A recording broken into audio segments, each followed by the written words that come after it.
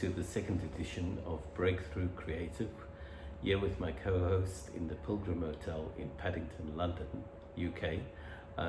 We are looking at what inspires art, and I hand you over to Sina.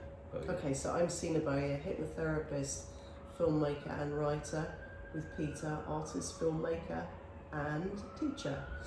We wanted to explore further the links between creativity and the superconscious mind. That's the premise of Breakthrough Creative. And last week I mentioned that we'd be looking at the book One Word of Truth by Alexander Solzhenitsyn. And what is it that's so great about this book?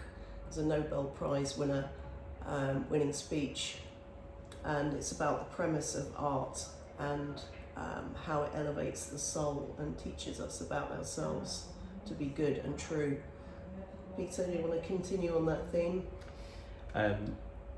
Art having started several thousands of years ago, the last known date was 27,000 years ago, the Apollo 11 rock in Namibia, created by Bushmen, people of Southern Africa, which is what my heritage is alluding to as well.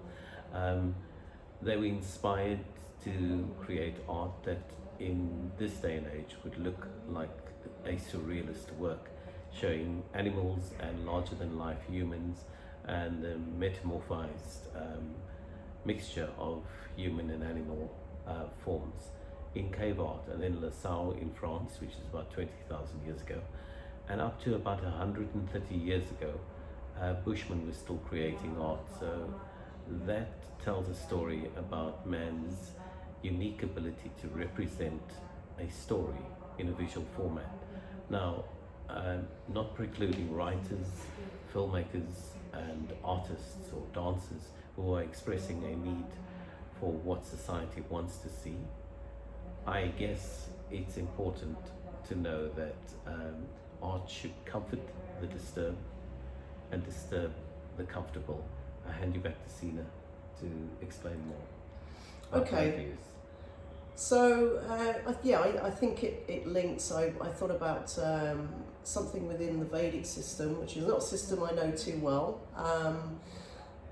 and that is ancestral consciousness and the sense of getting a sense of ourselves within history, and art as a vehicle to give us a sense of perspective and to know ourselves. And I thought about this, for example, in relation to the film Lucy by Luc Besson, and this notion that when you access 100% of your human potential, your consciousness, that you know everything that's ever been and everything that will be. And the main character, Lucy, played by Scarlett Johansson, has this flash when she's accessing all of her mind power, linking right back to Lucy, the hominid ape, which is over 3 million years ago, and the power of that connection going back through humanity. I think it's intriguing that all of it seems like a surreal story, whether it's in a filmic form or in a visual form or in a kinesthetic form on stage, where people are dancing and performing almost ritualistic creative expressions. It falls within that whole remit of an aesthetic consciousness and an aesthetic wealth, which we spoke about earlier. Do you want to elaborate or elucidate more?